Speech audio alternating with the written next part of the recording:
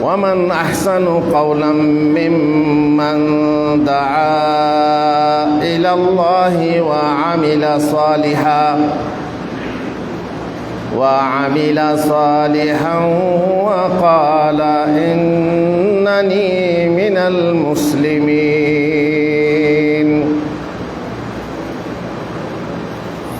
গগনে ভুবনে যাবতীয় প্রশংসা আল্লাহর জন্য, যে মহান আল্লাহ, একক প্রভু, একক মাবুদ। তার আসমায়ে হুসনা ও সিফাতুল উলাতে তিনি একক। শত সহস্র দরুদ ও সালাম বর্ষিত হোক বিশ্বনবী মুহাম্মদুর রাসূলুল্লাহ সাল্লাল্লাহু আলাইহি সাল্লাম, ইমামুল মুত্তাকিন, ইমামুল মুওয়াহ্হিদিন।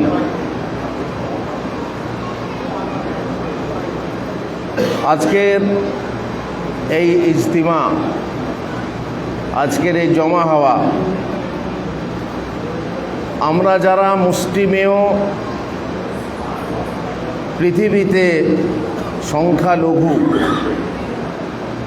যারা আমরা সালাফি,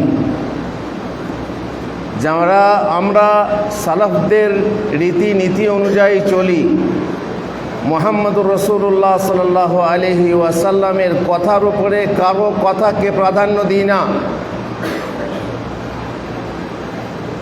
তাদের জামাত, তাদের পরামর্শ, তাদের এই ইজতিমা, তাদের মিটিং, এখানে যা কিছু আলোচনা হয়, মানুষকে কিভাবে দাওয়াত দেব, কিভাবে মানুষকে তৌহিদের পথে নিয়ে আসব, ইত্যাদি ইত্যাদি। আর এই দাওয়াতের থেকে কোনো কাজ, ভালো কাজ হয় না। এ কাজ নবীদের কাজ, আর তার সেই ব্যক্তি থেকে দাওয়াতের ব্যাপারে, কথার ব্যাপারে সবচেয়ে সুন্দর হয় না যে ব্যক্তি আল্লাহর দিকে মানুষকে ডাকে। সে কথা আল্লাহ তাআলা কোরআনে বলেছেন।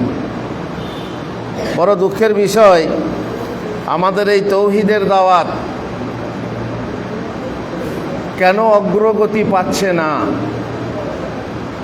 এ বহু কারণ আছে, তার মধ্যে আমাদের শৈথিল্য। আমার কাজী ভাই বললেন, আমরা কাজে কাজে ব্যস্ত।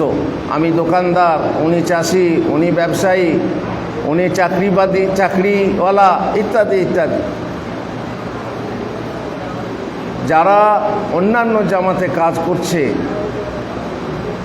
এবং আমাদের বহু লোক মানহাজ ভ্রষ্ট হয়ে তাদের কাজে মুগ্ধ হয়ে তাদের সাথ দিচ্ছে, কারণ তারা কাজ করছে, ময়দানে কাজ দেখাচ্ছে, তাই তারা, যেমন কাজী ভাই বললেন, 40 দিন 1 বছর কাজে লাগিয়ে দিচ্ছে। কারণ তাদের মাঝে সারবত্তা আছে, তাদের মাঝে প্রাণবন্ত বলে জিনিসটা আছে, সজীবতা আছে। আর আমরা যেন মরা মরা মিয়নো মুড়ি, বর্ষাকালে মিয়ো যেমন মুড়ি মিয়ে যায়, লেড়ুয়া মুয়ে যায়, ঠিক সেই রকম আমাদের কাজ। কোথাও গেলাম, এক জায়গায় বসলাম, সেখানে মিটিং করলাম, বাস চলে এলাম। তারপরে মেন কাজ, যে সেই কাজ কিভাবে মানুষ গঠন করতে হবে, কিভাবে সমাজ গঠন করতে হবে, কিভাবে সংগঠন করতে হবে, সেই সব সম্পর্কে আমরা অবহিত নই। আমরা হচ্ছে অনভিজ্ঞ, যার ফলে আমরা সংগঠনকে ভালোভাবে গঠিত করতে পারছি না, ভালোভাবে সংগঠিত হতে পারছি না। এখানে গোলমালটা বেশি হচ্ছে। আমার মনে হচ্ছে যাদের গোলমালটা, নিচে গিয়ে গোলমালটা করুন প্লিজ। ওপরে যারা বসে আছেন তারা কথা বলবেন না।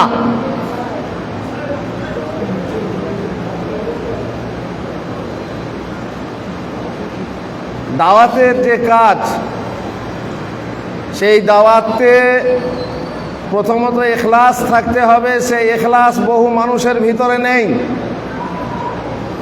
যারা দাওয়াতের কাজ করছেন, কেউ চাপে পড়ে করছেন, আন্তরিকতার সাথে করছেন না, তাই সময় দিতে পারছেন না। সোজা কথা এটাই। 2 নম্বর, আমাদের পয়সার অভাব। ইমাম সাহেবরা আসবেন কি করে? কাজী সাহেব দাওয়াত দিলে তারা আসবেন না, কারণ তাদের আসতে কমসে কম 50-100 টাকা খরচ হবে। সেই খরচটা তারা কোত্থেকে পাবে? এই জন্যে যেখানে ইমাম সম্মেলন আমরাও করেছি, আপনারা দেখেছেন, ইমাম সাহেবদেরকে ভাড়া দিয়েছিলাম পর্যন্ত, আর তার ফলে লোক হয়েছিল। কিছু ইমাম সাহেব এসেছিলেন। ইমাম সাহেবকে কি করে পাবেন? আপনি পাবেন মাস্টারদেরকে পাবেন, আপনি ইঞ্জিনিয়ারদেরকে পাবেন। কেন? আল্লাহ তাদেরকে পয়সা দিয়েছেন। যারা রিটায়ার্ড হয়েছেন তাদের পয়সা আসছে, সরকারি পয়সা। এই জন্যে তারা আল্লাহর রাস্তায় খরচ করতে পারছেন, আল্লাহ তাদেরকে তৌফিক দেন। কিন্তু ইমাম সাহেবদের কথা বলছেন, বিশাল দায়িত্ব ইমাম সাহেবের ওপরে। ইমাম সাহেব যদি নিজের দায়িত্ব পালন করে, মসজিদকে ঠিকমতো চালনা করে, তাহলে এই দাওয়াতের পথ আপনারা কোথাও যেতে হবে না। জি, হাঁড়ি হোন্ডা নিয়ে কোথাও যেতে হবে না। আপনার মসজিদই হবে কেন্দ্র। মসজিদ থেকেই আপনার দাওয়াত চলবে। মসজিদ ভিত্তিক দাওয়াতেই ঘরে ঘরে দাওয়াত পৌঁছে যাবে, আর ঘরে ঘরে তৈরি হবে তৌহিদবাদী। যদিও আমাদের ঘরে ঘরে আমাদের হোম মিনিস্টাররা তৌহিদবাদী নয়। আমরা দেখে শুনে বিয়ে দিই না, দেখে শুনে বিয়ে করি না, যার ফলে প্রত্যেক ঘরে তৌহিদবাদী তো দূরের কথা, বিদাতিরা বাসা বেঁধে আছে। আর তার ফলে আমরা নড়তে পারছি না, দলদলে পড়ে আছি। উঠ খাড়া কোত্থেকে হবে? উঠে খাড়া হতে পারছি না। আমাদের পায়ে জড়ানো আছে। কাঁকড়ার মতো একটা কাঁকড়া অন্য কাঁকড়ার পায়ে ধরে নিচে দিকে টানছে, খাড়ুয়ের থেকে বেরোতে পারছে না। আসলে আমরা জর্জরিত, নানা সমস্যায় জর্জরিত। ফলে আমাদের এই জামাত, আমাদের এই জমিয়ত প্রাণবন্ত নয়। তারপরে আছে তো আবার বিভেদ। এরা এক দল করে, ওরা এক দল করে, ওরা এক নেতা, নেতৃত্ব। সেই নেতৃত্বর একত্ববাদ নেই তো, বুঝতেই পারছেন, সেখানেও সমস্যা আছে। যার ফলে আরে এইদিকে যাব না ওইদিকে যাব, তার মানে কোনো দিকেই যাব না, যা। আরও অনেক সমস্যা আছে। আমরা চলুন শুরু করি নতুন করে।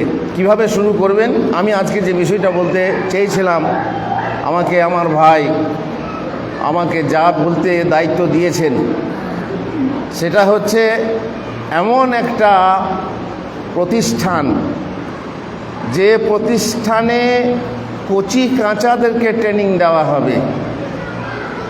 আমরা যেভাবে ইট তৈরি করি না, ফর্মে দিয়ে ইটটাকে তৈরি করি, তারপরে থাকে থাকে সাজিয়ে দিই, তারপরে আগুন ধরিয়ে পুড়িয়ে শক্ত করি, মজবুত করি, তারপরে সিমেন্ট দিয়ে বিল্ডিং তৈরি করি, তাহলে সেই বিল্ডিং মজবুত হয়। আমাদের নিয়ম হচ্ছে আগে সংশোধন, তারপর সংগঠন। আমাদের আগে তাসকিফ সুম্মা তাকতিল, আগে তাকতিল তারপরে তাসকিফ নয়। এই জন্য আমাদের নীতিই হচ্ছে আম্বিয়াদের নীতি। আম্বিয়া, সমস্ত আম্বিয়া এইভাবেই দাওয়াত দিয়েছেন, গোড়া থেকে শুরু করো। মানুষ যখন মানুষ হচ্ছে, শুরু থেকেই তার তারবিয়াত দাও, শুরু থেকেই তোমার শিশুদেরকে শিশু শিক্ষা দাও, যে শিক্ষার ফলে শিশুরা যখন তৌহিদি জ্ঞান নিয়ে বড় হয়ে উঠবে, আস্তে আস্তে তাদের মাঝে তৌহিদি চেতনা থাকবে, তখন আপনার এই দাওয়াতের কাজটা বেশি অগ্রগতি পাবে।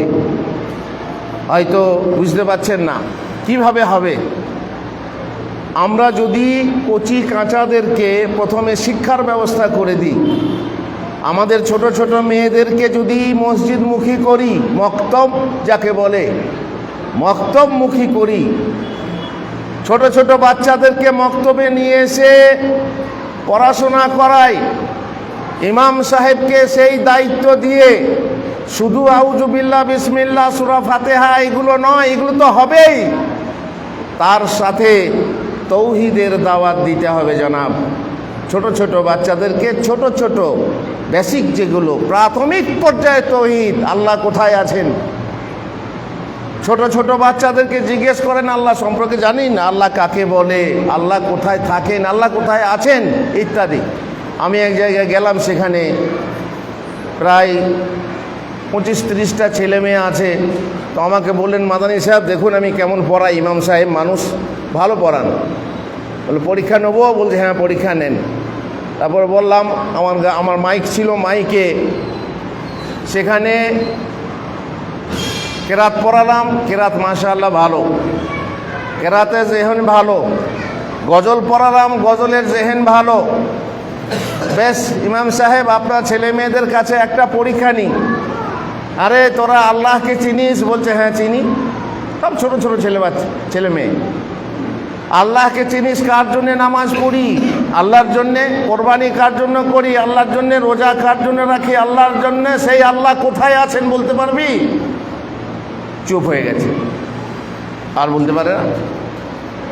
কিছু পর ইমাম সাহেব বলছে, এই চুপ করলি কেন, বল কেন, বল কেন, আল্লাহ সব জায়গায় আছে। এই শব্দ ইমাম সাহেব যার পেছনে আমরা নামাজ পড়ি, তার মধ্যে আকীদা দেখুন। পাখ মারার ঘরে চটুই পাখির বাসা, তালাশ। আমরা আমাদের মাদ্রাসাগুলোতে তৌহিদ ঢোকাতে পারিনি, এখন কিছু কিছু করে ঢুকছে। তৌহিদের জ্ঞান মাদ্রাসার মৌলবীদের নেই, তৌহিদের জ্ঞান মাদ্রাসার ছাত্রদের নেই। তারা ওইভাবেই শিখে আসছে, ওইভাবেই একই পোলাও খেয়ে আসছে। এখন তো বিরিয়ানি উঠেছে নতুন, আর তাদের ওই জ্ঞানটা নেই। আল্লাহ কোথায় আছেন বলতে পারেন না। যদি গোড়া থেকে শিক্ষা হয় তবে না শিখবে আস্তে আস্তে আল্লাহর গুণ কি, আল্লাহর শক্তি কত, আল্লাহর কুদরত কি, ইত্যাদি ইত্যাদি। মুহাম্মদুর রাসূলুল্লাহ সাল্লাল্লাহু আলাইহি ওয়াসাল্লাম সম্পর্কে জ্ঞান, তিনি কিসের তৈরি, ইত্যাদি ইত্যাদি। ফেরেশতা সম্পর্কে জ্ঞান, ফেরেশতা কি করেন, ফেরেশতা আমাদের সাথে থাকেন, এই সমস্ত কথা এই ছোট ছোট কচি কাঁচা শিশুদের মধ্যে ঢুকিয়ে দেওয়া হয়। জানে না? জানে কি জানেন? জিন ভূত। ওরে বাবা রে, মারা তো সবসময় ভূত আছে, যাস না ভূত আছে। এই ভূতটা আমরা শিখিয়েছি, কিন্তু ফেরেশতা আছেন সেটা আমরা কখনো বলি না, কখনো শেখাই না। তারপর আমরা নবী রসুল সম্পর্কে জানি না, তাদের জীবনী তাদের কাছে বলি না। সাহাবাদের সম্পর্কে জানি না, সাহাবারা কিভাবে কোরবানি দিয়েছেন তারা জানে না। তারা স্কুলে যায়, স্কুলে এক পড়া পড়ে, আর সেখানকার পড়া তারা শেখে, সেখানে কত কত ভুল শেখে, সেখানে ডারউইনের থিওরি শেখে, সেখানে ভারত ভাগ্য বিধাতা শেখে, সেখানে বন্দে মাতরম শেখে। কিন্তু আমার যে তৌহিদের বাণী, লা ইলাহা ইল্লাল্লাহর মানে কি, লা ইলাহা ইল্লাল্লাহর মানেটাও অনেক ইমাম সাহেব ঠিক মতো বলতে পারেন না। পরীক্ষা নিয়ে দেখেন, ঠিক মতো বলবেন না, বিভিন্ন রকম মানে বলবেন। এই যে ছোট ছোট জ্ঞানগুলো যদি আমরা এই মক্তবের মাঝে দিতে পারি, একজন ভালো ইমাম সাহেব রেখে, গ্রামে আমরা টাকা পয়সা খরচ করি কিন্তু ভালো ইমাম সাহেব রাখতে পারি না, কোনো রকম চলে। মসজিদ থেকে নামাজ পড়ালেই হলো, না জানা আনা আর জানা। কেউ কোরআন শেখে, কেউ শেখে না, কিন্তু যা কিছু হয় স্কুলে, আর সেই স্কুলে যে পড়া, এই যে এই জিনিস উঠেছে, আর এই জিনিস আমাদের সর্বনাশ করেছে ছেলে বুড়ো, বুড়ো বুড়ি সবারই। ছোট ছোট বাচ্চাদেরকে গেম খেলতে দেন, খাচ্ছে না ছেলে, মা ভুলিয়ে গেম খুলে দিয়ে তাকে বাচ্চাদেরকে খেতে দিচ্ছে।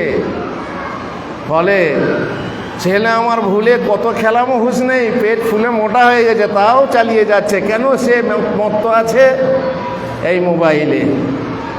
মোবাইল সর্বনাশ করেছে, সর্বনাশ করেছে তার চোখের, সর্বনাশ করেছে তার ব্রেনের, সর্বনাশ করেছে তার তৌহিদি জ্ঞানের। আজকালকার ছেলেরা ফ্রি ফায়ার খেলে, আমি অবশ্য খেলিনি, জানি না, শুনেছি, দেখেছি, ইউটিউবে আছে তার ফ্রি ফায়ার গেমে তৌহিদকে উদ্বুদ্ধ করি। তৌহিদ থাকবে কোথায় মশাই? নানির বাড়ি যাচ্ছে, মহরমের দিনে পাঠিয়ে দিচ্ছি। হাদিস, আমাদের জমিয়ত আছে, আমাদের জামাত আছে, জানি না আমাদের কি আছে। আমরা সর্বদিক থেকে প্রস্তুত নই। আমরা যে জামাতের কথা বলছি, বিশাল জামাত, যে জামাতের সংখ্যা হবে মুষ্টিমেয়, বিশাল ধরনের সমাবেশ হবে না, বিশাল মানুষের সংখ্যাগরিষ্ঠতা আমরা পাবো না। আমরা হচ্ছি তায়েফাতুম মিনান নাস, কিন্তু আমরাই হব কিয়ামত পর্যন্ত বিশ্ব বিজয়ী। আমরাই জয়ী হয়ে থাকব, আল্লাহর কাছে আমরাই পছন্দনীয়, দুনিয়ার বুকে সাহায্য প্রাপ্ত, এবং কিয়ামতে ফিরকা নাজিয়া, আমরাই নাজাত পাবো। 73টা ফিরকার মধ্যে একটা ফিরকা, যে ফিরকা নাজাত পাবে, জান্নাতে যাবে, সেটাই হচ্ছে আমরা। আমাদের সংখ্যা বেশি হবে না জি? 1999টা হবে ভুল পথের, আর মাত্র একটা, 100 না, 1,একটা হবে জান্নাতি। সেই জান্নাতি সংখ্যা বেশি হবে না, অল্প হবে। এটা ভাবেন না যে আমাদের সংখ্যা গরিষ্ঠতা কেন নেই, হবে না জি। সত্যের সংখ্যা কম চিরদিন। আল্লাহ তাআলা কোরআনে বহু জায়গায় বলেছেন, যদি অধিকাংশ মানুষের তুমি আনুগত্য করো, অনুসরণ করো, অনুগমন করো, তাহলে তোমাকে ভ্রষ্ট করে ছাড়বে। আমাদের সংখ্যা কমই হবে, আমাদের সংখ্যা বেশি হবে না। কিন্তু মানিকের খানিক ভালো, যে মুষ্টিমেয় লোক কটা হবে, তারা হবে খাঁটি সোনা। সেই খাঁটি সোনার মতো লোক চাই, যারা নিবেদিত প্রাণ জামাতের জন্য, জমিয়তের জন্য। যে সমস্ত মাস্টার মশাইরা, যে সমস্ত যাদেরকে আল্লাহ তাআলা মাইসুরুল হাল করেছেন, যাদেরকে আল্লাহ তাআলা টাকা পয়সা দিয়েছেন, যারা আল্লাহর রাস্তায় খরচ করতে পারে, তারাই একমাত্র অন্তর দিয়ে, অন্তর নিংড়ানো ভালোবাসা দিয়ে জমিতকে, সংগঠনকে সঞ্জীবিত করতে পারে। আর বাকি তারা নিজেরাই মৃত মানুষ অপরকে জীবিত করতে পারে না, অপর কিছুকে জীবিত করতে পারে না। এই জন্যে চলুন, আমরা যদি কোথাও দিতে না পারি, মোটা টাকা ব্যয় করতে না পারি, আর একটা চেষ্টা করে দেখুন। সব চেষ্টায় থাক, এটাও থাক, মক্তবটাকে মজবুত করুন। মক্তবটা মজবুত হোক, ছোট ছোট ছেলে মেয়েদেরকে কোরআন শিক্ষা দেন। বাড়িতে গিয়ে বলে আসুন ইমাম সাহেব, যে বাবা তোমার ছেলে আছে, তোমার মেয়ে আছে, আসরের পর পাঠিয়ে দিও, তারা এসে কোরআন শিখবে। কিন্তু শুধু কোরআন শেখালে হবে না, এটাও শেখাতে হবে যে আল্লাহ কোথায় আছেন, এবং এই সংক্রান্ত সমস্ত বিষয় শেখাতে হবে। নামাজ কিভাবে পড়বে সেটা শেখাতে হবে। আর যদি ছোট ছোট বাচ্চাদের মনের ভিতরে এটা ঢুকিয়ে দিতে পারা যায় যে হ্যাঁ আমাদেরকে এটা শিখতে হবে, এটা হচ্ছে এই স্কুলে যখন পড়বে তখন তার সাথে বিভেদ পাবে, পরস্পর বিরোধিতা পাবে। আমাদের ইমাম সাহেব একরকম বলছেন, মাস্টার মশাই আরেক রকম বলছেন। এরা যখন পাবে তখন ঘরে এসে জিজ্ঞাসা করবে, মৌলী সাহেবকে জিজ্ঞাসা করবে, তখন তাদের ভুলটাকে ভেঙে দিতে হবে যে সত্য হচ্ছে এইটা। ডারউইনের থিওরি, আরে আমরা বাঁদরের জাত নই রে, বানর থেকে নর কেন হবে? আমরা বানরের জাত নই। যারা বানরের জাত তারা বলে আমরা বানর থেকে তৈরি হয়েছি। আমরা বানরের জাত নয়, আমরা হচ্ছি আদমের জাত, আদম সন্তান। যে আদমকে সম্মান দিয়ে আল্লাহ তাআলা নিজের হাতে সৃষ্টি করেছেন। আমাদের জাত একটাই, সেটা হচ্ছে আদমি। আমরা হচ্ছে আদম সন্তান। আমাদের আগে আমাদের কোনো প্রজাতি ছিল না। আমাদের একটাই প্রজাতি, সেটা হচ্ছে আমাদের একটাই জাতি, সেটা হচ্ছে মনুষ্য জাতি। তখন অবাক হবে, তখন মাস্টারমশাইও অবাক হবে। ডারউইনের থিওরিকে ক্যান্সেল, হ্যাঁ ডারউইনের থিওরি আগে আমরা বিশ্বাস করি না। এইভাবে সৃষ্টিতত্ত্বে বহু কিছু আছে যেটাকে আমরা বিশ্বাস করি না। সেই বিশ্বাস ভঙ্গ করতে হবে কোথায়? বাবা আপনার কাছে বাড়িতে, আর না হলে পরে ইমাম সাহেবের কাছে। এ হচ্ছে ইমাম সাহেব, পেশ ইমাম। তিনি সব সময় আগে থাকবেন, শুধু নামাজের সময় নয়, আর বাকি সময় পিছিয়ে থাকবেন।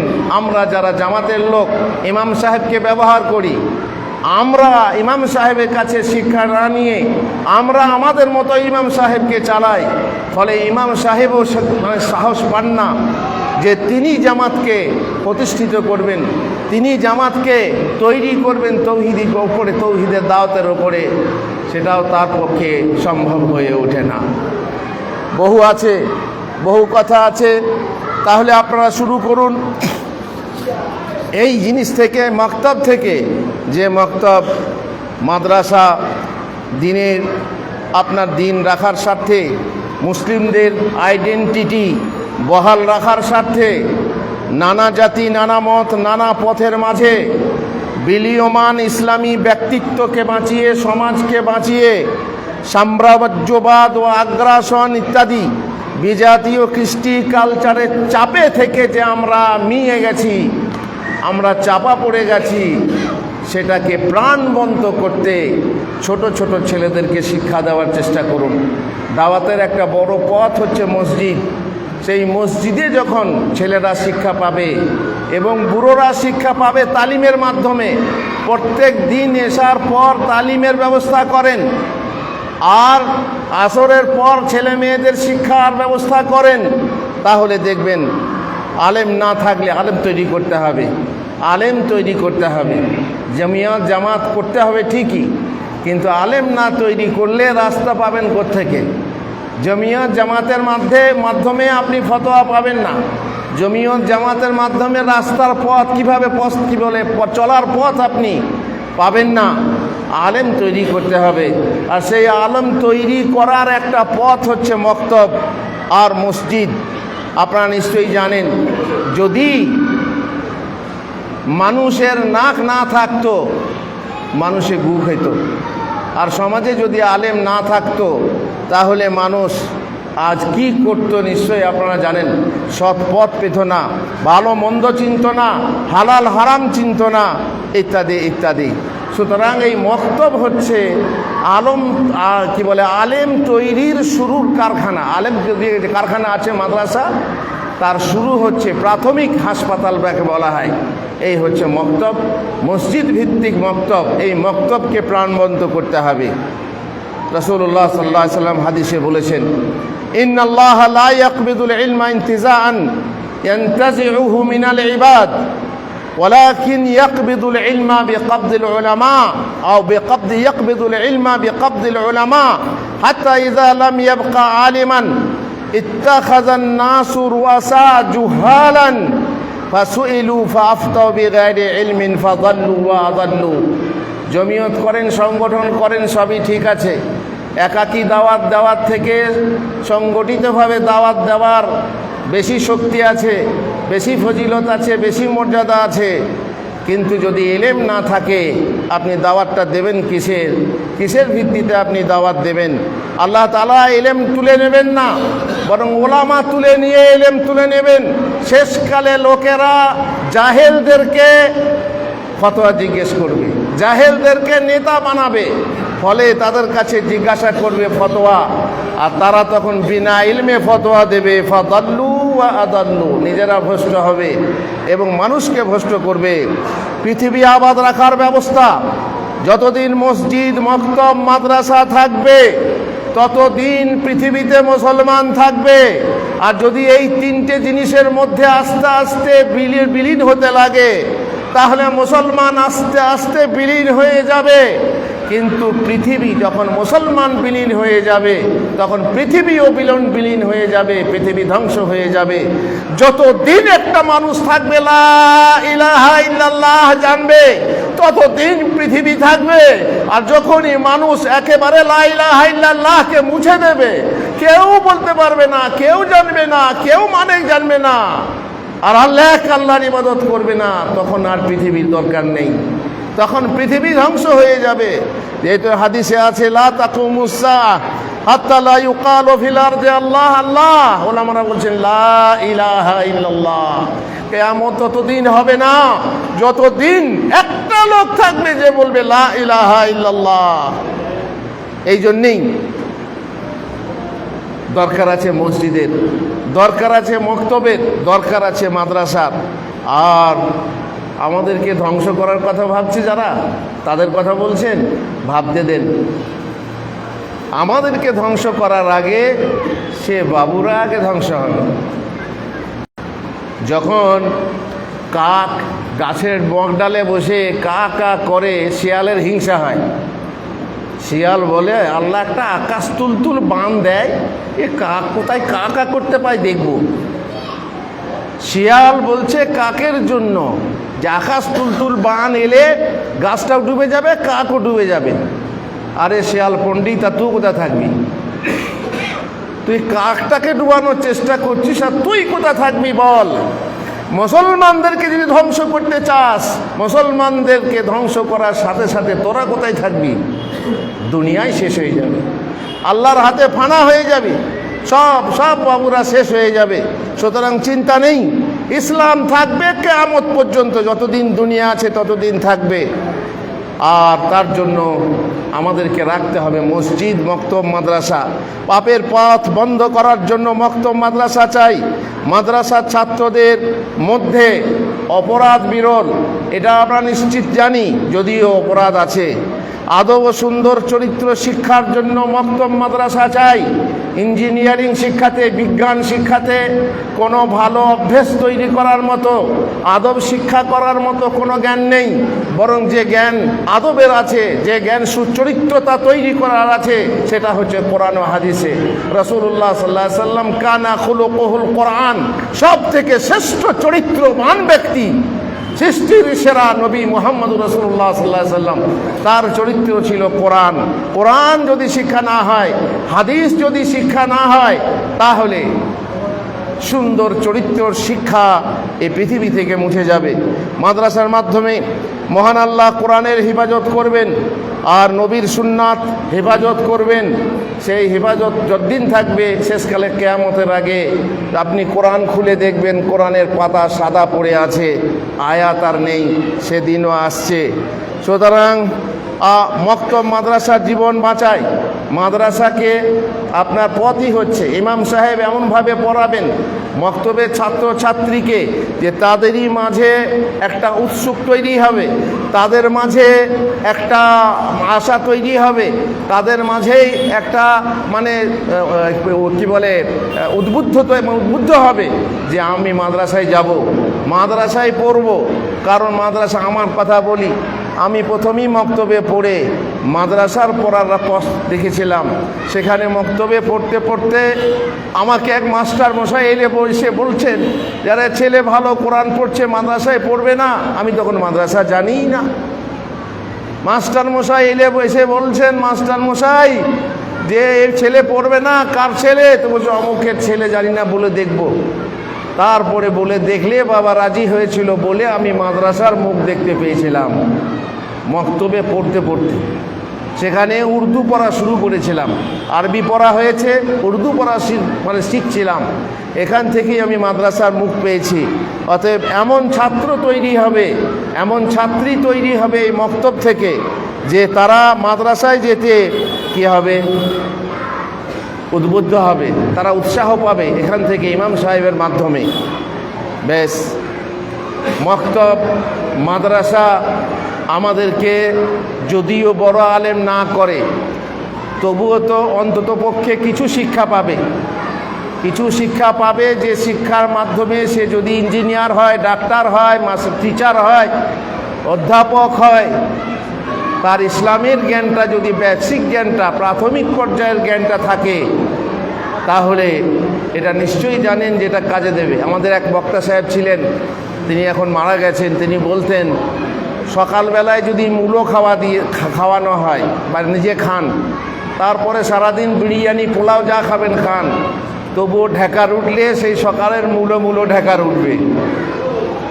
ঠিক এই রকমই যদি কচি কাঁচা বাচ্চাদেরকে ইসলামী তালিম শিক্ষা দেওয়া হয়, তাহলে এই তালিমের মাধ্যমে তার সারা জীবন এই তালিমের চর্চা থাকবে। আর তার ফলে আগে গিয়ে যত বড় ইঞ্জিনিয়ারের কাজ করুক, মাস্টার হোক, আর যাই করুক না করুক, সে এর মাধ্যমে পরিবেশ ভালো নয় ভাই, আপনাদের পরিবেশ ভালো নয়, মাইকও ভালো নয়। এই মক্তব উদ্বুদ্ধ করে যে আমরা শিখব। এই মক্তব আমাদেরকে শিক্ষা দেবে যে কবরের প্রশ্নের উত্তরে কি প্রশ্ন হবে, সেই প্রশ্নের উত্তর কি হবে, কে দিতে পারবে কে পারবে না, এই মক্তবের মাধ্যমে। এই জন্যেই যখন কবরে প্রশ্ন করা হবে, প্রশ্নের উত্তর দিতে পারলে, 3টে প্রশ্নের উত্তর দিতে পারলে 4 নম্বর প্রশ্ন হবে। সেটা প্রশ্নটা হচ্ছে কি, তুমি এই উত্তরগুলো জানলে কোথা থেকে? শুনুন, এই উত্তরগুলো জানলে কোথা থেকে? এই উত্তর তো সবাই এখন প্রশ্ন আউট হয়ে গেছে, সবাই জানে। কোথা থেকে জেনেছেন? কেউ হয়তো মৌলী সাহেবদের মুখে খুতবাতে শুনেছেন এই প্রশ্ন হবে, এই উত্তর হবে। তবুও পরীক্ষার হলে গিয়ে টেনশনে ভুলে যাবেন, সেই প্রশ্নের উত্তর আর মাথায় আসবে না। কাদের মাথায় উত্তর থাকবে? যারা সঠিকভাবে পড়াশোনা করেছে। কারা কারা সঠিকভাবে? যখন ফেরেশতা জিজ্ঞাসা করবেন, উত্তর হয়ে গেছে, ইন্টারভিউয়ে পাস হয়ে গেছে, কি করে জানলে? বলবে কারাতু কিতাবাল্লাহি ওয়া সাদ্দাকতুহু, আমি আল্লাহর কিতাব পড়েছি এবং সেটাকে সঠিক জ্ঞান করেছি, তার জন্য আমি উত্তর বলতে পেরেছি। বলুন, যারা আল্লাহর কিতাব পড়েননি, যারা আল্লাহর কিতাবের আরবি জানেন না, তার বাংলা তো দূরের কথা, তাদের মাথায় কবরের টেনশনে প্রশ্নের উত্তর থাকবে জানি না, আল্লাহই ভালো জানে। পক্ষান্তরে মুনাফিক কাফের যখন বলবে হা হা লা আদরি, হায় আফসোস, আমি তো জানি না, আমি জানি না এই উত্তর কি হবে, অথচ জানতো। সামিতুন নাসা ইয়াকুলুন ফাকুলতু কামা ইয়াকুলুন, আমি লোকদেরকে বলতে শুনতাম দুনিয়াতে, তখন তারা যা বলতো আমি তাই বলেছি, কিন্তু আজকে আমার মাথায় আসছে না। হায় হায়, তখন আল্লাহকে ফেরেশতা বলবেন মা তালাইতা ওয়ালা দারাইতা, তুমি পড়াশোনাও করো নাই আর জেনেও নাওনি। পড়াশোনার পথ উন্মুক্ত করতে যে উম্মতের মাঝে কোরআনের প্রথম আয়াত অবতীর্ণ হলো, সেই অবতীর্ণ আয়াতে বলা হলো ইকরা, পড়ো। আর সেই উম্মতের বাচ্চারা পড়াশোনা বাদ দিয়ে আজকে খুঁটু খুঁটু করতে শিখেছে। বলতে তো পড়াশোনা নাই, বেশিরভাগ গেম। ছোট ছোট বাচ্চারা কেউ পড়াশোনা করে না, গেম খেলে। বরং যাদেরকে আপনি পড়াশোনা করতে দিয়েছেন, খোঁজ নিয়ে দেখবেন কোন দিকে মনটা যাচ্ছে, খালি ওই দিকে। ইউটিউব দেখবো, এই ফেসবুক দেখবো, এটা দেখবো, সেটা দেখবো, দুনিয়া দেখবো, পড়াশোনাতে মন থাকে না, মন চুরি হয়ে যায়। সুতরাং এই পড়াশোনার মুখী করতে হবে বাচ্চাদেরকে নিয়ে। আর মাদ্রাসা হচ্ছে মানুষ তৈরি করার জায়গা, মক্তব মানুষ তৈরি করার জায়গার হচ্ছে প্রথম জায়গা, যেখানে আপনি ছেলেদের মেয়েদেরকে শিক্ষা দিতে পারবেন। প্রাথমিক পর্যায়ের শিক্ষা, কিভাবে বসতে হয়, কিভাবে বাপ মায়ের সাথে আদরের সাথে কথা বলতে হয়, কিভাবে বসে খেতে হয়, কিভাবে বসে খেতে হয় না, কিভাবে শুতে হয়, শোয়ার আগে কি বলতে হয়, বাথরুমে কিভাবে যেতে হয়, বাথরুমে যাওয়ার আগে কি দোয়া পড়তে হয়, ইত্যাদি ইত্যাদি বহু কিছু শেখানোর আছে। এই প্রাথমিক পর্যায়ে পরিপূর্ণ মানুষ হতে হলে মক্তব মাদ্রাসা শিক্ষা প্রয়োজন আছে। আরে আমার মানবতা আগে না ধর্ম আগে? আমার ধর্ম ছাড়া মানবতা পরিপূর্ণ হয় না। অতএব ধর্ম আগে, আমার ধর্ম আগে, অন্য ধর্মের কথা আমি বলছি না। আমার ধর্ম আগে, যেহেতু ইসলাম ছাড়া মানবতার পরিপূর্ণতা নেই। এই জন্য ইসলাম শিখতে হবে, তবে মানবতা পরিপূর্ণতা পাবে। সঠিক মানবতা পেতে হলে ইসলামের মধ্যে সেই শিক্ষা আছে। অতএব একটা মায়ের গল্প বলবো। মা সন্ধ্যার বেলায়, আজকাল হয় না, আজকাল সব মোবাইল নিয়ে ব্যস্ত, মাও ব্যস্ত আর ছেলেও ব্যস্ত। ও একটা মোবাইল নিয়ে খুঁটু, মা একটা মোবাইল নিয়ে খুঁটু, আর বাবা একটা মোবাইল নিয়ে খুঁটু। কিপ সাইলেন্ট, ঘরে আছে কেউ বোঝাই যায় না, সব নিজে নিজে ব্যস্ত।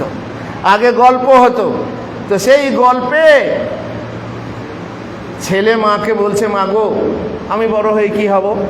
বাবা তুই বল কি হবি? বলছে, বড় হয়ে তোকে আমি ডাক্তার বানাবো, ডাক্তার, অনেক পয়সা হবে, ডাক্তার বানাবো। ছেলে বলছে তাহলে আমি ডাক্তার হব। মা বলছে না, তোকে ডাক্তার বানাবো না। তো বল কি হবি? তো বলছে পুলিশ হব। ঢুসুম ঢুসুম দেখেছে, ইউটিউবে দেখছে, ঢুসুম ঢুসুম করবো, অপরাধী ধরবো, আমি পুলিশ হব। মা বলছে বাবা তো পুলিশ হোক মানুষ হতে পারবি না, ইঞ্জিনিয়ার হব, উকিল হব, ব্যারিস্টার হব। ওই যে এক বাচ্চার কথাতে একজন কবি লিখেছেন, বাবার ইচ্ছে ইঞ্জিনিয়ার, মায়ের ইচ্ছে ডাক্তারি, দাদুর ইচ্ছে উকিল হব, নানুর ইচ্ছে মাস্টারি, ইচ্ছেগুলি কেমন যেন ভেবেই আমি কেউ তো আমায় বলল না গো খোকা মানুষ হ। শেষকালে মা বলছেন বাবারে এসব কিছু হওয়ার আগে তোকে মুসলিম হতে হবে, মুসলিম হওয়ার পরে ইঞ্জিনিয়ার হ, তো মানুষ মুসলিম হলেই তুই মানুষ হবি।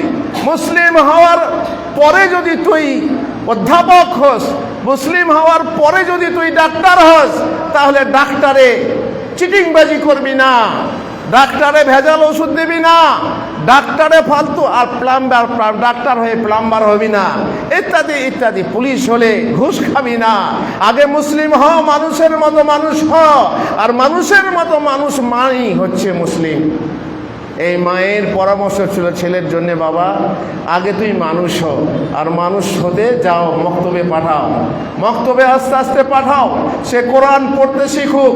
আর মৌলী সাহেবের কাছে আখলাক বলবেন, সব মৌলী সাহেব তো সমান নয় জি, না হ্যাঁ ঠিক আছে, সেটা মানতেই হবে।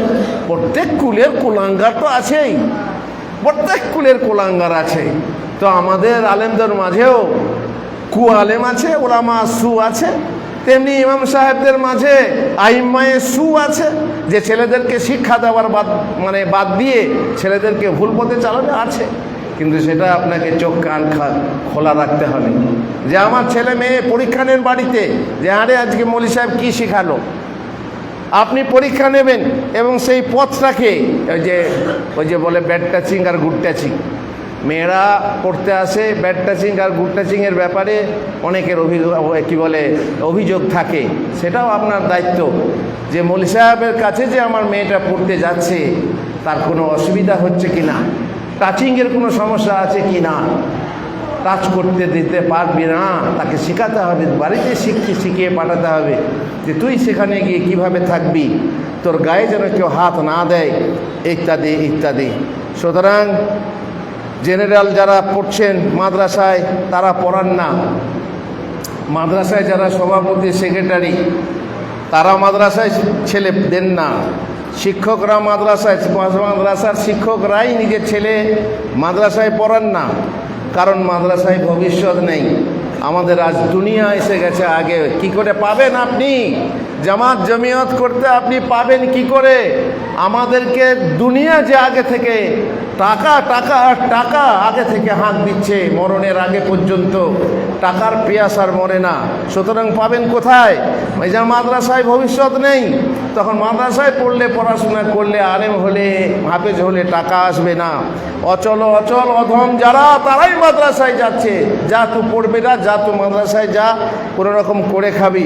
এই জন্যে বোকা হাবা গোবা চলে যায় মাদ্রাসায়, আর আমরা মাদ্রাসায় খুঁজি ভালো আলেম হবে। এই শহরে, এই শহর থেকে একজন ব্যক্তি আলেম ওলামাদেরকে তুচ্ছ করেছিল এবং বলেছিল এরা খালি তারা তাদের নাদুস নুদুস চেহারা নিয়ে খোদবা দেয় আর আমাদের হিংসা হয়। এখান থেকেই শিক্ষিত হয়ে সে আলেমদেরকে তুচ্ছ করেছিল। পাবি কোথায়? জাকির নাইকের মতো সবাই কি হতে পারে? জাকির নাইকের সমপর্যায়ে যারা মুসলমান আছে তারা কি সব সমপর্যায়ে ডাক্তাররা কি জাকির নাইক হতে পেরেছে?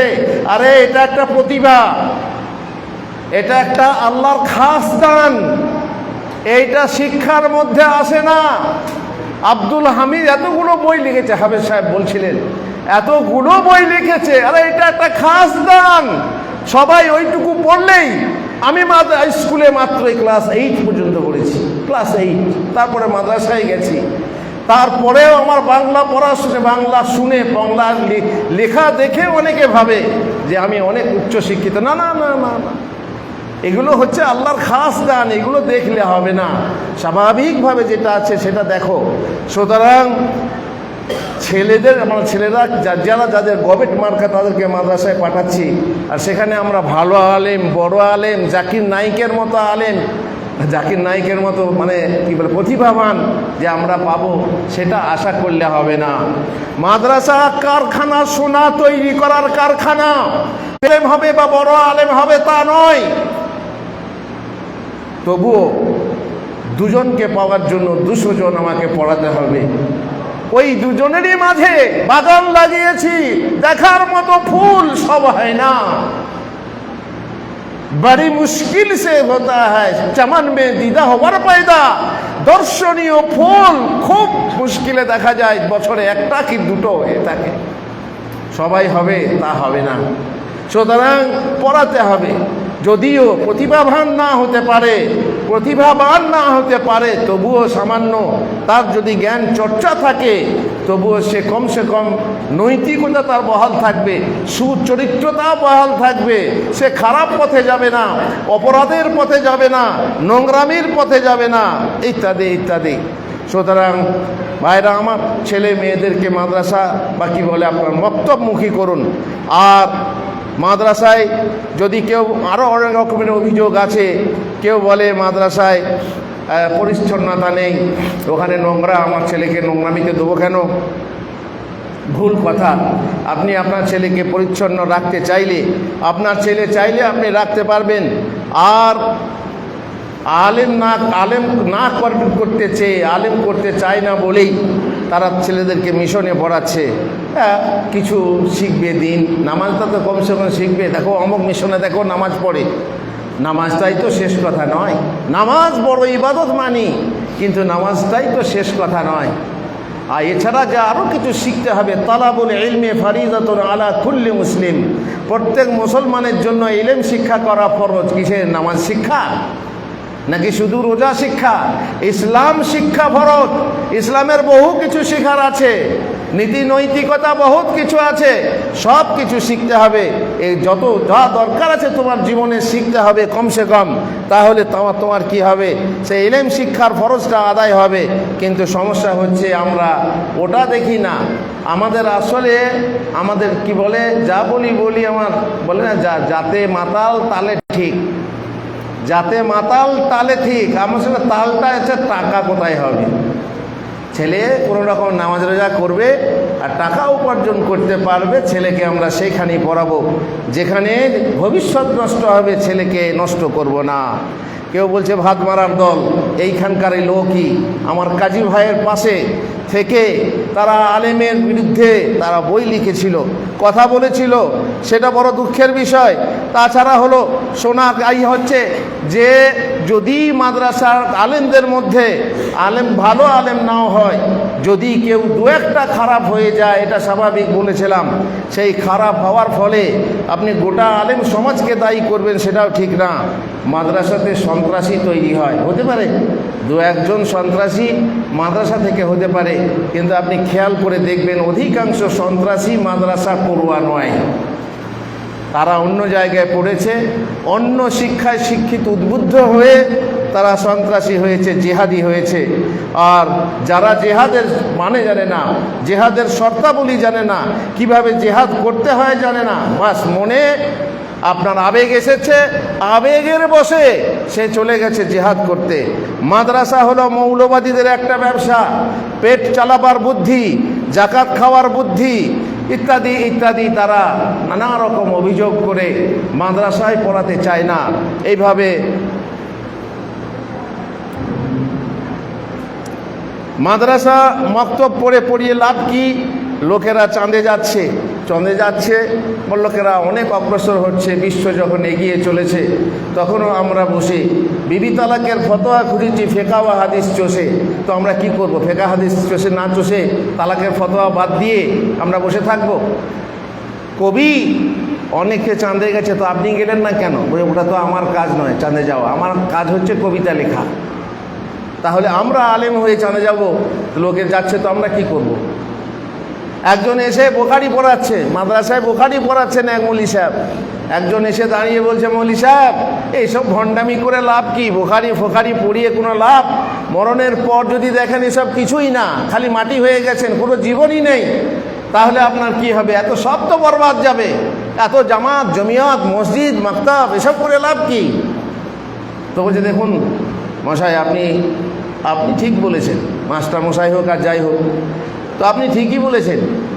আমাদের পড়া আমরা পড়িয়েছি, বুখারী পড়িয়েছি, তারপর পড়াচ্ছি, আর সত্যি এরপর যদি আমরা মরণের পর গিয়ে দেখি কোনো লাভ নেই, বেকার, না জান্নাত না জাহান্নাম, তো আমাদের তো কিছুই হলো না। কিন্তু আপনি যদি এসব না পড়ে না বিশ্বাস করে মরেন, আর যদি বিপরীত দেখেন যে সবই ঠিক আছে রে, জান্নাতও ঠিক জাহান্নামও ঠিক, তাহলে আপনার হার হবে না আমার হার হবে? হারটা আপনার হবে না আমার হবে? তখন আপনি কি করবেন? তখন কি আপনি পস্তাবেন না, হায়রে যদি আমরা এই মৌলভী সাহেবদের মতো মোল্লারা যা বলতো তাই বিশ্বাস করতাম, তাহলে আমার আজ আযাব হতো না। এই মক্তব আপনাকে শিক্ষা দেবে যে আপনি কিভাবে মানুষ রূপে গড়ে উঠবেন, কিভাবে ফরজ আদায় করবেন, আর কিভাবে আপনার ইলম শিক্ষার যে ফরজ আছে সেটাকে আপনি আদায় করবেন। তারপরে মাদ্রাসার সূচনা মসজিদ থেকে হয়, মাদ্রাসার সূচনা মক্তব থেকে, আর এই সূচনা হয়েছে আসহাবে সুফফাদের কাছ থেকে। মসজিদে নববীতে যেসব হাজী সাহেবরা হজ করতে গেছেন, যেটা রাসূলুল্লাহ সাল্লাল্লাহু আলাইহি ওয়াসাল্লামের যে হুজরা, মা আয়েশার হুজরা, যেখানে কবর আছে, সেই কবরের পশ্চাৎ দিকে দেখবেন একটা উঁচু জায়গা আছে, উঁচু চবুতরা করা আছে। সেই উঁচু জায়গাটা হচ্ছে সেই যুগের আসহাবে সুফফাদের জায়গা।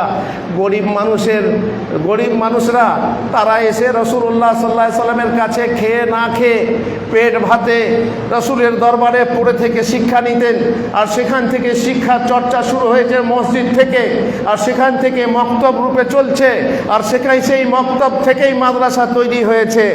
আর মোটামুটি ৪র্থ শতাব্দীর এই মসজিদ মক্তব পার হয়ে মাদ্রাসা সৃষ্টি হয়।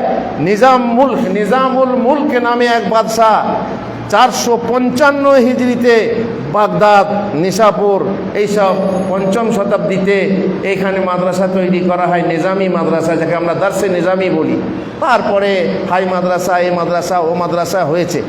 তো সে যাই হোক, এখান থেকেই শুরু হবে আমাদের মাদ্রাসার শিক্ষা। কোরআনী ইলম শিক্ষার মাধ্যমে শিক্ষার্থী যে হবে মক্কায় না গিয়ে পূর্ণ হজের সওয়াব লাভ করবে।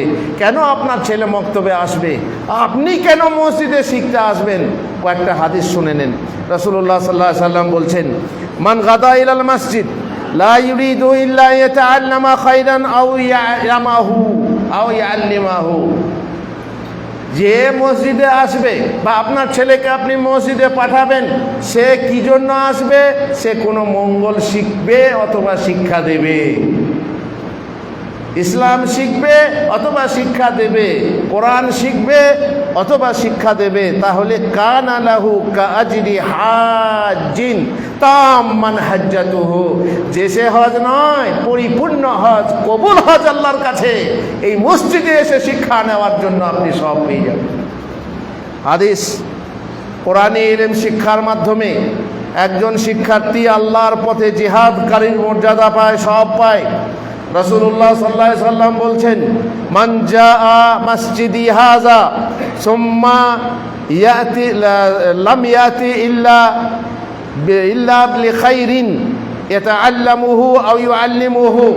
কে মসজিদে আসে, আমার মসজিদে বলা হয়েছে কিন্তু সব মসজিদেরই কথা, মসজিদে এসে সে যদি কোনো মঙ্গল শিক্ষা গ্রহণ করে, তার মানে কল্যাণমূলক শিক্ষা গ্রহণ করে অথবা শিক্ষা দেয়, ফাহুয়া বিমানজিলাতিল মুজাহিদি ফি সাবিলিল্লাহ, আল্লাহর রাস্তায় জিহাদকারীর মর্যাদা সে লাভ করে। আর ওমান জাআ লিগাইরি যালিক, যে মসজিদে আসে কিন্তু তার এই ধরনের কোনো নিয়ত থাকে না, ফাহুয়া বিমানজিলাতি রাজুলিন ইয়ানজুরু ইলা মাতাই গায়রিহি, তাহলে সে হচ্ছে সেই ব্যক্তির মতো যে অপরের মাল সামান দেখে ভ্যাল ভ্যাল করে তাকিয়ে থাকে। দেখছো কি ভ্যাল ভ্যাল? যার সর্ষে তার তেল। তুমি তাকিয়ে দেখছো ও বেচারি মেহনত করেছে মসজিদে এসে এইগুলো, যেমন পুরস্কার পায়, কেউ তিরস্কার পায়। তুমি কিছুই করনি, শিখনি, শিক্ষা দাওনি, তুমি পাবে না। কোরআনে ইলম শিক্ষার শিক্ষার্থী অভিশপ্ত নয়। আল্লাহ রাসূল সাল্লাল্লাহু আলাইহি ওয়াসাল্লাম বলেছেন, আদ-দুনিয়া মালউনা মালউনুম মা ফিহা, এই দুনিয়া হচ্ছে অভিশপ্ত, আর এই দুনিয়ার সাজ সামান যা কিছু আছে সব অভিশপ্ত, ইল্লা ইল্লা যিকরাল্লাহ, আল্লাহর জিকির অভিশপ্ত হতে পারে না। ওয়ামা ওয়ালাহু, আর তারই সংশ্লিষ্ট বিষয় অভিশপ্ত হতে পারে না। আলিমান, আলেম অভিশপ্ত হতে পারে না। আও মুতাআল্লিমান, অথবা শিক্ষার্থী তালিবে ইলম, সে কোনোদিন অভিশপ্ত হতে পারে না। অভিশপ্ত হওয়া থেকে বাঁচায় যদি আপনি শিখতে আসেন, অথবা আপনার ছেলে মেয়েকে আপনার মক্তবে পাঠান, মসজিদে পাঠান শিক্ষা নেওয়ার জন্য। এ হলো আপনার ছেলে মেয়েকে শিক্ষা দেওয়ার প্রথম থেকে বলছে, এটা একটা বড় দাওয়াত, তৌহিদি দাওয়াত। এখান থেকে শুরু করুন, ছেলে মেয়েকে তৌহিদবাদী বানান। এমন ছেলে তৈরি হবে যখন আপনি বাপ হয়ে, আপনি মা হয়ে আপনার ছেলে মেয়েকে আপনার মায়ের বাড়ি পাঠাবেন, যারে ওখানে মহরম হচ্ছে, মহরম দেখে আসগা, তখন আপনার ওই ছোট ছেলে ছোট মেয়ে বলবে, না মা, ওয়া দেখতে হয় না, যেতে হয় না, আমি যাব না। আপনার থেকে বেশি জ্ঞান হবে ছোট ছোট বাচ্চাদের, যারা মা বাপের বিরোধিতা করবে ঘরে গিয়ে। আমার মনে আছে, আমি যখন মেয়ে পড়াতাম, আমি যখন ইমামতি করেছিলাম, তখন মেয়েদেরকে শিখিয়েছিলাম কিভাবে বসে ভাত খেতে হয়। বাড়িতে গিয়ে সে তার বাবাকে বলছে, বাবা এইভাবে বসে ভাত খেতে হয় না। আমাকে নামাজ পড়তে এসে বলছে, মৌলী সাহেব আপনি কি শেখাচ্ছেন, আমাদেরকে ঘরে গিয়ে শিখিয়ে দিচ্ছে যে কিভাবে বসতে হবে। হ্যাঁ, এইভাবেই তো হয়। ছোট ছোট বাচ্চারা, তাদের মন হচ্ছে উদার, তাদের ব্রেন হচ্ছে ফ্রেশ, আপনি যা দেবেন তাই ক্যাচ করবে। এমনভাবে আপনি যখন যা আঁকবেন তাই অঙ্কিত হবে।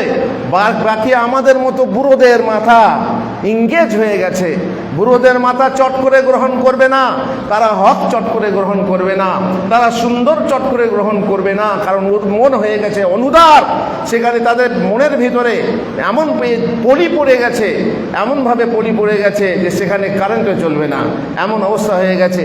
সুতরাং ছোট ছোট বাচ্চাদেরকে আপনি শিক্ষা দেন, আর শিক্ষা দিতে আপনি মসজিদে পাঠান, আপনার কোনো ক্ষতি হবে না। যদি আপনি কোনো কাজের ক্ষতি করে দোকান বন্ধ করে বসে আছেন, উনি নিজের স্কুল থেকে ছুটি নিয়েছেন, আর এই দিনে রবিবার হয়, বলে রবিবার কেন, আমাদের তো শুক্রবার, তো রবিবার কেন জি?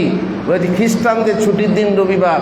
বলে আমাদের যে খ্রিস্টানদের ছুটির দিন, স্কুলে ছুটি, তার জন্য আমাদের ইজতেমা, জমিয়ত, জামাত সব রবিবার এই জন্যই হয়। তাহলে ছুটির দিন তারা খোঁজে বলেই তারা উপস্থিত হতে পারে বলেই এখানে আসে।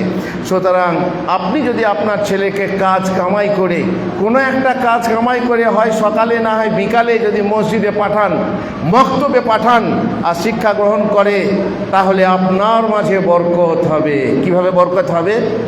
রাসূলুল্লাহ সাল্লাল্লাহু আলাইহি ওয়াসাল্লামের জামানায় দুই ভাই ছিল।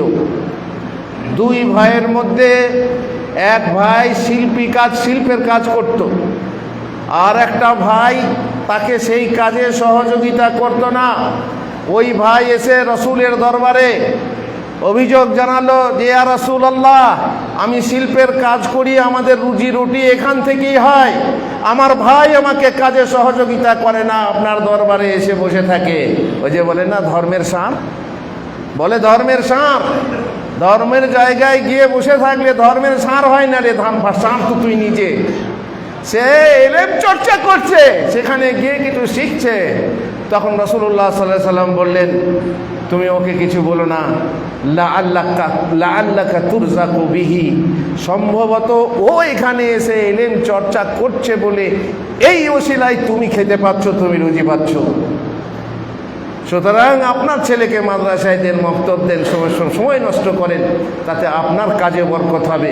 ডাক্তার সাহেব, আপনার ডাক্তারিতে বরকত হবে। উপার্জনকারী, তোমার উপার্জনে বরকত হবে। ব্যবসায়ী, তোমার ব্যবসাতে বরকত হবে। চাষি, তোমার চাষে বরকত হবে। তোমার ছেলেকে তুমি কাজে লাগাও, দিনের কাজে লাগাও, এবং মাদ্রাসায় পাঠাও, ইলম চর্চার কাজে পাঠাও, তাহলে তোমার কাজে সব কাজে বরকত হবে। যদি এটা না পারো, তাহলে তুমি জমিয়ত করে কি করবে? তুমি তুমি গোড়াতে পানি দিলে না, গোড়াতে চাষ করলে না, কচি খাঁচা গাছকে তুমি দেখলে না, এবার বড় গাছ দেখতে চাইছো। যেমন এক শ্রেণীর মানুষ আছে যারা বলে আগে সংগঠন তারপরে সংশোধন। আরে কাঁচ বা ইট তৈরি করে দেওয়ার পরে পোড়াবি, বাড়ি তৈরি করার পরে পোড়াবার আগেই তো বাড়ি ঘরবল হাবড়কে পড়ে যাবে, হবে না, ওইভাবে হয় না। আগে ইসলামী হুকুমত কায়েম করার পরে সবাইকে মুসলমান বানাবো, এটা হয় না। আগে মানুষ তৈরি করো, মানুষরা তৈরি হয়ে যাওয়ার পরে তারা নিজেরাই বলবে আমরা ইসলামী হুকুমত চাই।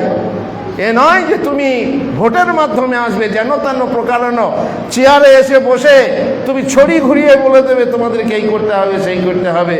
অসম্ভব, হবে না। তোমার ধরে দড়ি ধরে মারবো টান, রাজা হবে খান খান। একটা টান মারলেই পরবর্তীতে আর কোনো উপায় নেই, কয়েক মাসের ভিতরেই তার গদি পড়ে যাবে। এইভাবে হয় না। তৈরি করুন, কচি কাঁচা থেকে তৈরি করুন।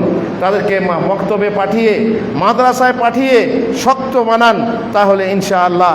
আর একটা কথা বলি, যারা অভিভাবক অভিভাবিকা আছেন, বাবা এবং মা, ছেলেদেরকে উৎসাহিত করতে হবে। উৎসাহ, লেখাপড়া উৎসাহের উপরে অনেকটা নির্ভরশীল।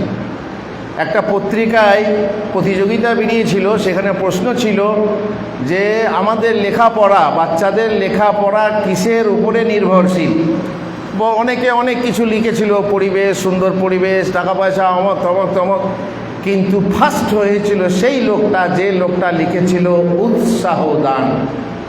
তোমার ছেলেকে উৎসাহ দাও, তোমার মেয়েকে উৎসাহ দাও। যদি মাদ্রাসায় পড়তে যায় তাকে উৎসাহিত করো। আর না হয় যদি আমার মতো হয় যে মাদ্রাসায় পড়ছিস রে, কী করবি, এ তো তোকে মসজিদে ঝাড়ু দিয়ে খেতে হবে, লোকের লাথি খেতে হবে। বিয়ের সময়ে যখন ক্ষীর খাওয়াতো, আমিও একবার ক্ষীর খাওয়াতে গেছি। এখন তো ক্ষীর খাওয়া বলা হচ্ছে যে বিজাতীয় প্রথা, জায়েজ না, কিন্তু চলছে, মানে না। মুরব্বী গাড়িতে বাইরে বসে থাকে, আর মেয়েরা আমকালে ডোম রাজা, আর বিয়েকালে মেয়ে রাজা। মেয়ে রাজা ঘরের ভিতরে করছে, করুন, ক্ষীর খাওয়াচ্ছে। আমিও পড়েছিলাম পাল্লায়, ছোট ছিলাম, মাদ্রাসায় পড়ুয়া ছাত্র ছিলাম, ক্ষীর খাওয়াচ্ছি। এমন সময় একজন উপহাসের পাত্রী, যাদের সঙ্গে রহস্য করা যায়, উপহাস ঠাট্টা করা যায়, ভাবি মাথায় ডালি দিয়ে বলছো, গো তাল বিলুম গো, মুষ্টির চাল আদায় করতে এসেছে, চাল দাও। বলুন তো কি হবে মনটা কত ছোট হলো অতগুলো মেয়ের মাঝে। সেখানে তো ছেলে থাকে না, মেয়ে ছেলে। আমি যে ছোট বাচ্চা, আমার মাথায় ডালি দিয়ে বলছে কেন মাদ্রাসাগুলো থেকে মুষ্টির চাল আদায় করতে, আহা, এই ছোট ছোট বাচ্চাদেরকে ঘরে ঘরে পাঠিয়ে দেওয়া হয়। আমি যে মাদ্রাসায় পড়েছি, আমি প্রথম দিনে ঝোলা হাতে করে কেঁদেছি, চোখ পানি পড়েছে যে কীভাবে আমি দরজায় দরজায় গিয়ে ভিক্ষা করব, যাতে মানুষ ভিখারি বিদ্যার জন্যই বলে যে এই শিক্ষা শিখতে এসে ভিক্ষা করে খেতে হয়, ভিক্ষা করে পড়তে হয়। তার জন্যে আমাকে এইভাবে ঠাট্টা করলো যে আমি মাদ্রাসায় পড়ছি। উৎসাহিত করবে তা না, এক আত্মীয় বলছে, পড়ে কি করবি রে, ক টাকা ইনকাম করবি? আমি পড়ে তোমাদের জানাজা পড়বো। জানাজা পড়ার লোক কি আর নাই নাকি? তার মানে এই শিক্ষাটাকেই তারা ঠিক মনে করে না। উৎসাহ প্রদান করুন, ছেলেকে শিক্ষা দেন। ছেলেকে আলেম যদি তৈরি করতে চান, একটা টার্গেট তৈরি করুন। বাবা তোকে মদিনা যেতে হবে রে, দেখ অমুক মদিনা গেছে, অমুক মদিনা গেছে, এইভাবে টার্গেট তৈরি করুন। ছেলেকে উৎসাহিত দেন, তুই পারবি, তোর বুদ্ধি আছে ভালো, তুই কি সুন্দর কোরআন পড়ছিস। আর যদি বলে গাধা, তোর দ্বারা কিছু হবে না, তো সত্যি কিছু হবে না।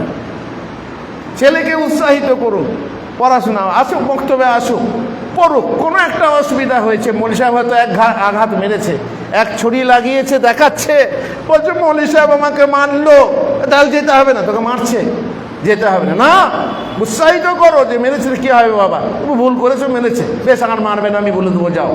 যে আবার ছেলেকে পাঠাও, আবার মেয়েকে পাঠাও মক্তবে, উৎসাহিত করতে হবে।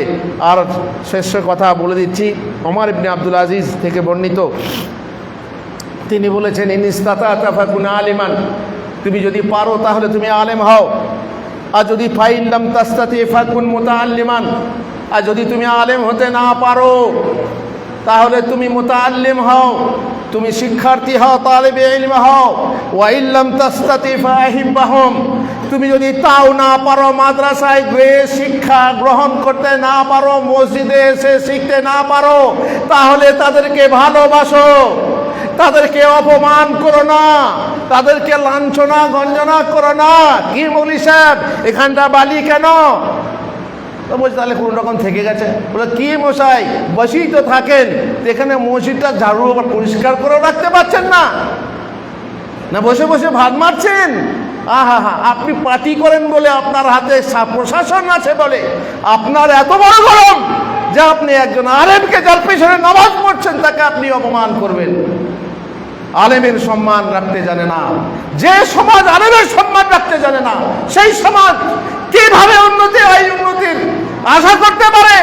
মোটেই না, অসম্ভব, অসম্ভব, অসম্ভব আশা। আকাশ কুসুম কল্পনা, আকাশে কোনো কুসুম নেই। তুমি যে আকাশ কুসুম স্বপ্ন দেখছো, তুমি তাদের মর্যাদা জানো না। রাসূল সাল্লাল্লাহু আলাইহি সাল্লাম বলেছে লাইসা মিন্না, সে আমাদের দলভুক্ত নয়। মান লাম ইউকির কাবীরানা ওয়া লাম ইয়ারহাম সাগীরানা ওয়া লাম ইয়ারফ শারাফা উলামাইনা কদরা উলামাইনা, আমাদের আলেমদের কদর যারা জানে না, তারা আমার দলভুক্ত হতে পারে না। বাহ, তোমার শক্তি আছে, তোমার মর্যাদা আছে, সামাজিক প্রতিষ্ঠা আছে বলে, তুমি আলেম গরিব মানুষ বলে, তোমার মাদ্রাসা, তোমার স্কুলে, তোমার কি বলে মসজিদে ইমামতি করতে এসেছে বলে তাকে তুমি তুচ্ছ করবে, ছোট করবে, তার মাথা কেটে রেখে যাও, তার মাথাটা কেটে রেখেছো বেতন দিয়ে। দা বলবো তাই শুনতে হবে। কেন এখানটা পরিষ্কার হলো না? বসেই তো থাকেন মশাই, ভাত মারার দল, কাজ করতে পারেন না ঠিক মতো। এই যে অপমান যেখানে হয়, আমি কসম খাবো না, তবে আমার কসম খাওয়ার ইচ্ছা করছে, এদের কোনো দিনই উন্নত হবে না, কোনো দিনই তারা উন্নত হবে না। না দিনই দুনিয়াতে হতে পারে বিশাল কিছু টাকাওয়ালা হতে পারে, কিন্তু দিনের ব্যাপারে কোনো উন্নতি তাদের হবে না ইনশাআল্লাহ। যারা আলেমকে সম্মান দিতে জানে না, তারা নিজেরাও সম্মান পাবে না, তারাও দুনিয়া আখেরাতে লাঞ্ছিত হবে। এ থাকবে বদদুয়া। বেশ বেশ, আর কিছু কথা টাইম আছে তো? হ্যাঁ, প্রশ্ন আছে, ঠিক আছে। আর কয়েকটা শেষ কথা বলি, যে আপনারা নিশ্চয়ই জানেন যে রাসূলুল্লাহ সাল্লাল্লাহু আলাইহি সাল্লাম বলেছেন খায়রুকুম মান তাআল্লামাল কুরআন ওয়া আল্লামা। এই যে মক্তবের শিক্ষা, আমার ভাই যে তাদের মাঝে প্রতিযোগিতা করেছে, তাদেরকে উৎসাহিত করার জন্য এই ছোট ছোট কিছু নয় ভাই, কিচ্ছু দিতে হবে না, একটা সাবান কিনে দেন, শ্যাম্পু কিনে দেন, একটা ছোট বাটি দেন। আমি দেখেছি কত খুশি হয় গরিব মানুষের ছোট ছোট মেয়েরা, ছেলেরা এত খুশি হয়, একটা প্লেট কিনে দেন, এত খুশি হয় যে তারপরে সে আরও উৎসাহিত হয়, আরও গজল বলবো, আরও কোরআন পড়ব। এইভাবে উৎসাহিত করার জন্যে এটা একটা ভালো বুদ্ধি, যে তাদেরকে উৎসাহিত করার জন্যে তাদেরকে আরও কিছু দিতে হবে, আরও কিছু ব্যয় করতে হবে। আর তোমাদের মধ্যে শ্রেষ্ঠ হচ্ছে সেই ব্যক্তি যে কোরআন শিখে অপরকে শিক্ষা দেয়। কোরআন শিখুন, কোরআন শিক্ষা করুন। যারা বুড়ো বয়সে বাবা আর মুখে বেরোচ্ছে না, মুখেতে তোমার সব বেরোয়, তোমার মানে বহু কিছু, তুমি ইংরাজি পড়তে পারো, বাংলা পড়তে পারো, বাংলায় বক্তৃতাও করতে পারো, আর তোমার আরবিটা মুখে বেরোবে না, এটা হয় না। এটা শুধুমাত্র পিছল কাটার বুদ্ধি। নাহলে তুমি এই বয়সেও শিখতে পারো।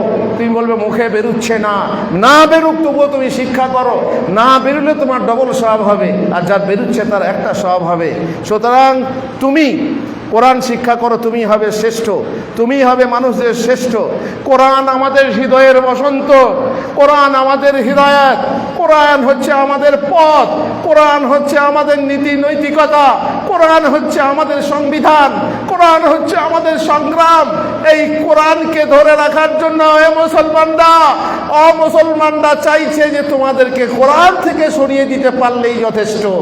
তোমরা মুসলমান থাকো, সমস্যা নেই, মুসলমান নাম নিয়ে থাকো, গরু খাও, সমস্যা নেই, কিন্তু সমস্যা হচ্ছে কোরআনের কাছে যেও না। আপনি জানেন আপনার তলায় তলায় চলছে পৃথিবীতে বড় আপনার কি বলে একটা দুর্ভসন্ধি চলছে, যেখানে বলা হচ্ছে মুসলমানদেরকে আর কিছু করতে হবে না, কোরআন থেকে সরিয়ে দাও। কোরআন থেকে সরিয়ে দিলেই এই জাতটাকে কাবু করা হবে। সুতরাং আরেকটা কথা বলি, আল্লাহ রাসূল সাল্লাল্লাহু আলাইহি ওয়াসাল্লাম বলেছেন মানুষ যখন মারা যায় তার আমল বন্ধ হয়ে যায়, কিন্তু নবীদের আমল বন্ধ হয় না। জানেন নাকি জানি না, নবীদের আমল বন্ধ হয় না। নবীরা নামাজ পড়েন কবরে, কিন্তু আম মানুষেরা কোনো কাজ নেই, তার আমল বন্ধ। ইজা মাতাল ইনসান ইনকাতা আনহু আমালু, আমল বন্ধ হয়ে গেছে। মাত্র তিনটে জিনিস চালু থাকে। নম্বর এক, ইল্লামিন সাদাকা জারিয়া, সাদাকায় জারিয়া।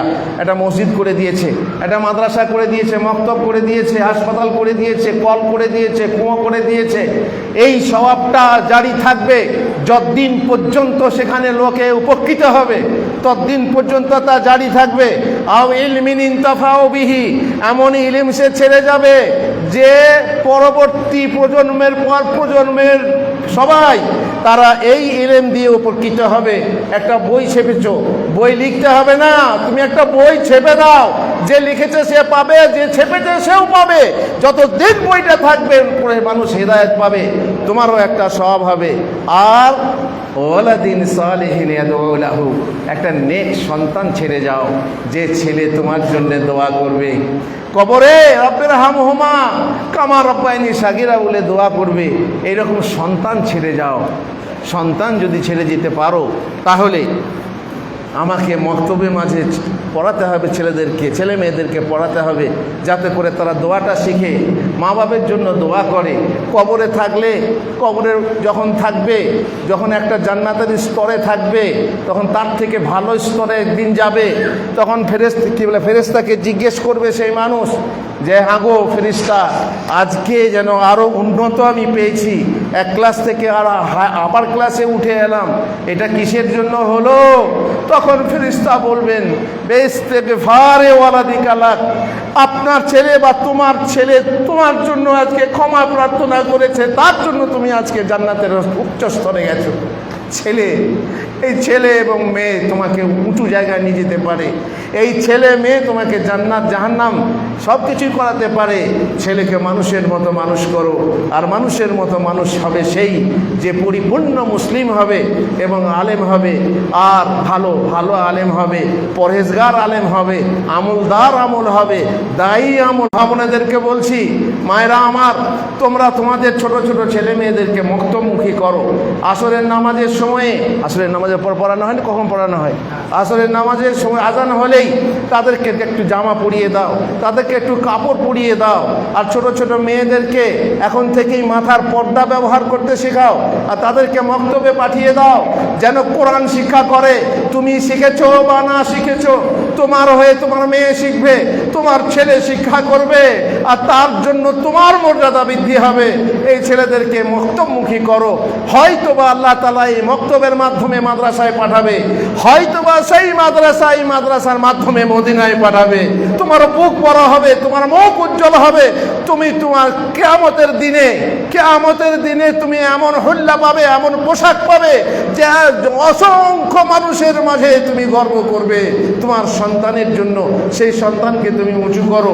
তোমার এখন থেকে বাবাদেরকেও বলছি, আপনারাও সুযোগ করে দেন, ছেলেদেরকে উৎসাহিত করুন যাতে করে মক্তবে পড়তে আসে।